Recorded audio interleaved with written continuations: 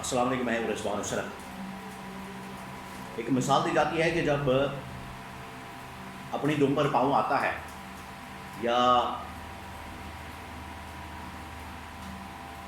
बांदरी के पाँव जलना शुरू होते हैं तो अपने बच्चों को नीचे दे देती है।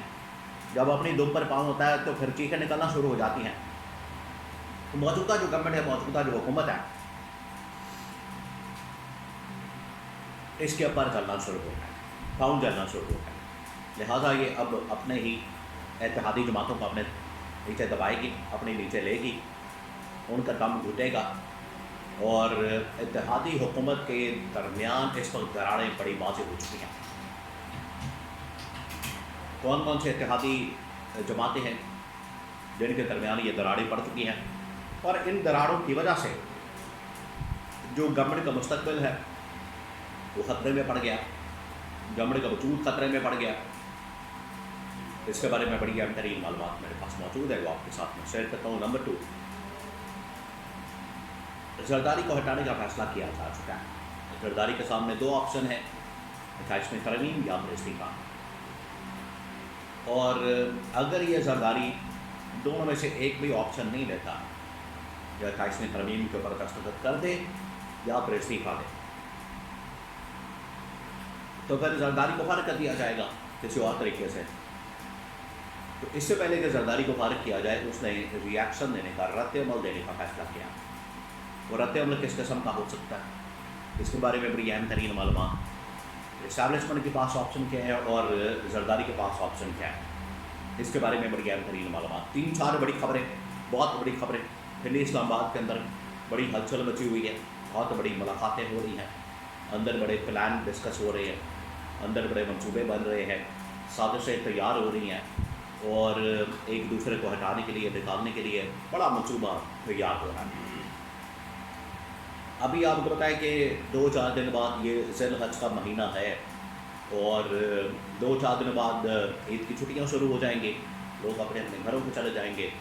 ये तमाम सरकारी महकमे, सरकारी इदारे, ऊपर बैठे हुए लोग, ये भी अपने अपने घरों को चले जाएंगे, ताकि ईद मनाएंगे, कुर्बानी करेंगे, घर वालों के साथ ईद करेंगे। तो ये आप समझें कि इनके पास टोटल 10 दिन है, ये वाले हफ्ते के और अगले हफ्ते के। उसके बाद फिर खाता खुल जाना है, उसके बाद फिर माफ खुल जाना है, और उसके बाद फिर किसी को नहीं देखा जाएगा। और जो इस्टेब्लिशमेंट करना चाहेगी, जो इस्टेब्लिशमेंट करना चाहती है, जो इस्टेब्लिशमेंट की सोच होगी, जो इस्टेब्लिशमेंट का मंसूबा होगा, वो उसके ऊपर अमल दरामद करेंगे। तो ईद तक का इंतज़ार करें, ईद तक पुरसुकून रहें, मुतमईन रहें, इत्मीनान रखें। उसके बाद आपने पॉपकॉर्न पकड़ना और टीवी चैनल लगा लेना खबरों का। फिर जो खबरें आएंगी वो धुएँ निकाल देंगी। अब जो खबर मेरे पास मौजूद है, सबसे पहले बड़ी खबर तो ये कि इत्तेहादी हुकूमत के दरमियान इस वक्त दरारें बढ़ चुकी हैं। इत्तेहादी जमातें आपस में दस्तों गिरबान हो चुकी हैं। इत्तेहादी जमातें आपस में, ये होना था, ये जो इस वक्त इनकी लड़ाई हो रही है, मैं भी बड़े अरसे से इसके ऊपर बात कर रहा हूँ और ये नज़र आ रहा था, और इमरान खान ने भी इस बारे में प्रोटेक्शन कर दी थी। उसने कहा था कि वक्ती तौर पर ये मेरे बग़्ज़ के अंदर, मेरी नफ़रत के अंदर, मेरी मुखालफत के अंदर इकट्ठे होंगे, प्लेटफॉर्म के ऊपर आएंगे, लेकिन बहुत जल्दी आपको अलग-अलग होते नज़र आएंगे। तो ये नहीं था कि साल निकल जाएगा, 2 साल निकल जाएंगे, कम से कम 4-5 साल तो निकालेंगे।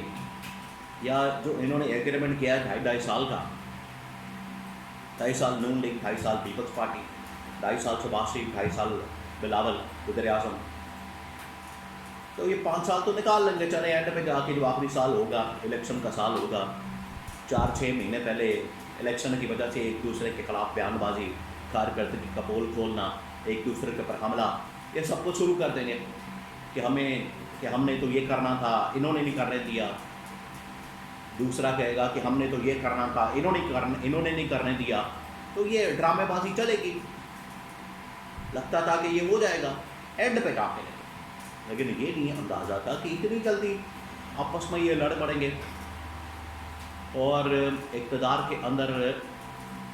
के खींचातानी में एक दूसरे के ख़िलाफ़ हो जाएंगे। तो अब इत्तेहादी जमातें जो टॉप की सबसे बड़ी जमातें हैं दो, इसमें नून लीग और पीपल्स पार्टी, इनके अंदर दरारें लग चुके हैं, दरारें आ चुकी हैं, एक दूसरे के ख़िलाफ़ ये हो चुके हैं। और इनके बयान अब लाइव शोज़ के अंदर, टीवी टॉक शोज़ के अंदर, पॉडकास्ट के अंदर, टीवी प्रोग्राम के अंदर और इजलासों के अंदर, बंद कमरों के अंदर, राब्तों के अंदर खुलकर पीपल्स पार्टी नून लीग के ख़िलाफ़, नून लीग पीपल्स पार्टी के ख़िलाफ़ हमलावर है। पीपल्स पार्टी ख़ास तौर पर क्योंकि नून लीग गवर्नमेंट के अंदर मौजूद है, तो गवर्नमेंट की परफॉर्मेंस को टारगेट करना, उन्हें एक्सपोज करना आसान है। तो पीपल्स पार्टी अब यहाँ तक चली गई है, तो दरारें बढ़ गई हैं। अब जरदारी के पास ऑप्शन क्या है? देखिए, ये बात होता है कि इस्टेब्लिशमेंट ने जो प्लान बना दिया है, इस्टेब्लिशमेंट ने जो मनसूबा बनाया, उसके मुताबिक वो अमल दरामद करेंगे, उसके मुताबिक काम होगा, उसके मुताबिक फ़ैसला होगा, उसके मुताबिक मामला आगे चलेगा। लेकिन अब होगा क्या? दो ऑप्शन है इस्टेब्लिशमेंट की जानिब से जरदारी के पास, या इस्तीफ़ा दें या फिर आप रिज़ाइन करें। जरदारी अब काउंटर स्ट्रैटेजी, काउंटर हिकमत अमली, काउंटर प्लान, तो ये कि अगर मुझे हटाया गया तो मैं शहबाज शरीफ को भी हटा दूंगा, अगर मुझे निकाला गया मैं शहबाज शरीफ को भी निकाल दूंगा, अगर ऐवान सदर के अंदर कोई हलचल पैदा की गई मैं कौमी असम्बली के अंदर हलचल पैदा कर दूंगा, अगर मुझे सिंध गवर्नमेंट से निकालने की कोशिश की गई मैं पंजाब गवर्नमेंट भी नहीं रहने दूंगा। तो इस तरह की स्ट्रैटेजीज, प्लानिंग पूरी मौजूद है, सियासी तौर पर कार्ड्स मौजूद हैं।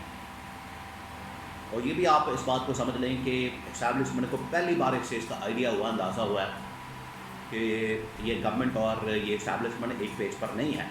उतनी देर तक एक पेज पर थे जब तक नून लीग और पीपल्स पार्टी का मफाद अचीव हो रहा था। जैसे ही आपने दुम के ऊपर पाँव रखा है, इनके मफादात के ऊपर हाथ डाला है, इनकी लूट मार के ऊपर हाथ डाला है, और वो रास्ते चोर दरवाजे जो उन्होंने बना रखे हैं लूट मार के, उनके ऊपर हाथ डाला है, तो देखें इनकी चीखें, इनकी रेजिस्टेंस। तो ये इस्टेब्लिशमेंट को भी आइडिया हो गया, अंदाज़ा हो गया, उनकी भी आंखें खुल गई हैं। और नून लीग पीपल्स पार्टी के आपस में दरारें और इस्टेब्लिशमेंट के ऊपर पीपल्स पार्टी का हमला और नून लीग पर हमला, मामला बहुत ज़्यादा बिगड़ गए हैं।